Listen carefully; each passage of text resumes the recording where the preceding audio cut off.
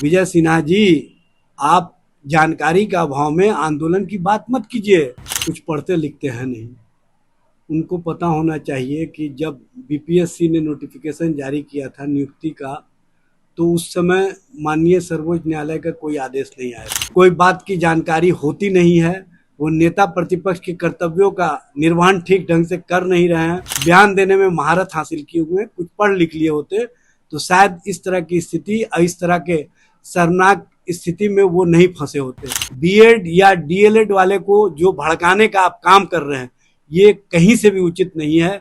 तो हमको नियुक्ति करने में कहाँ परहेज है।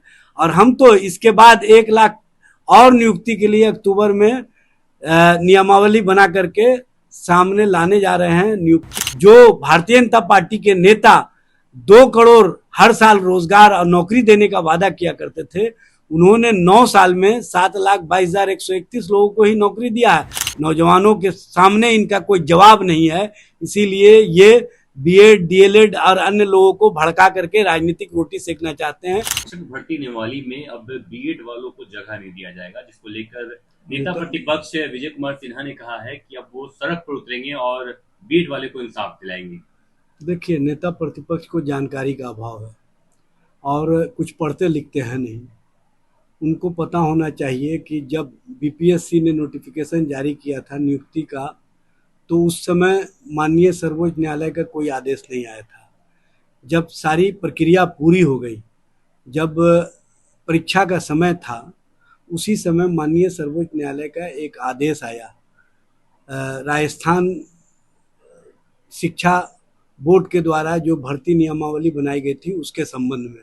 और उसमें देश भर के जो नियमावली है उसके संबंध में भी माननीय सर्वोच्च न्यायालय ने कहा था कि 1 to 5 तक जो नियुक्ति हो उसमें डीएलएड वाले को ही प्राथमिकता दी जाए और डीएलएड वाले ही उसमें भर्ती किए जाएंगे। जो बीएड के होंगे वो 6 to 12 में उनकी भर्ती प्रक्रिया पूरी की जा सकती है। तो उसी संबंध में उस समय बीपीएससी ने स्पष्ट रूप से मार्ग निर्देशन दिया था, परीक्षार्थियों को भी कहा था कि आप परीक्षा दे दीजिए।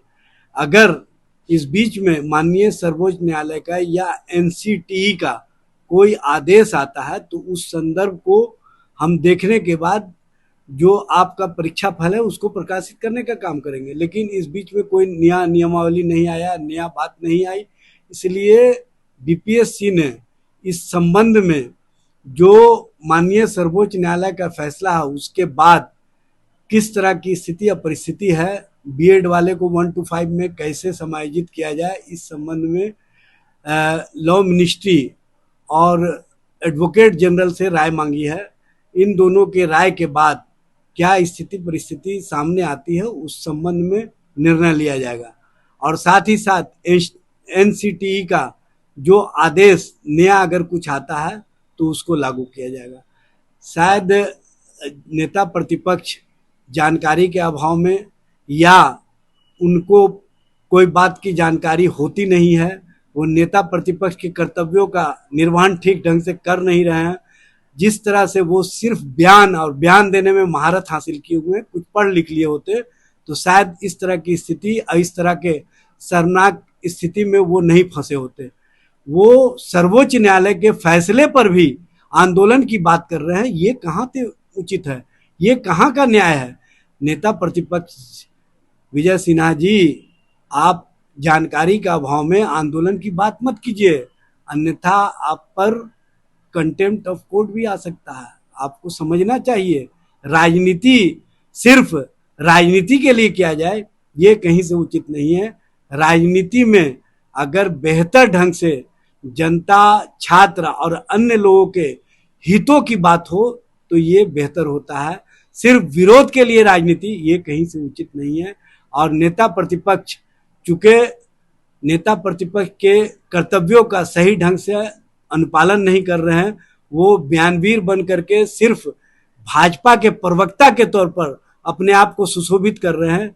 ये दर्शाता है कि उनकी सोच कहाँ पहुंच गई है, उनका विचार कहाँ पहुंच गया है और उनको पढ़ने लिखने का जो शौक नहीं है उसके कारण उनकी स्थिति कहाँ पहुंच गई है, ये समझना चाहिए।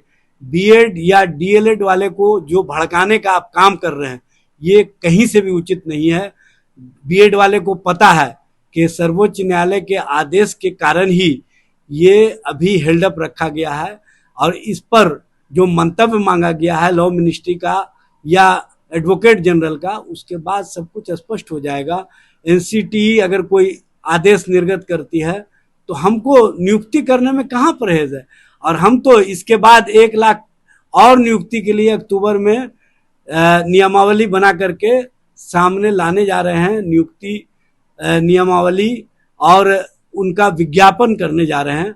शायद भारतीय जनता पार्टी या भारतीय जनता पार्टी को लोगों को ये बात पच नहीं रही है, क्योंकि 1,70,000 टीचरों की बहाली इसी महीने के अंत तक शुरू हो जाएगी, और 1 लाख और तो 2,70,000 की बहाली, ये भारतीय जनता पार्टी को समझ में आ रहा है कि हम कहाँ पहुंच जाएंगे।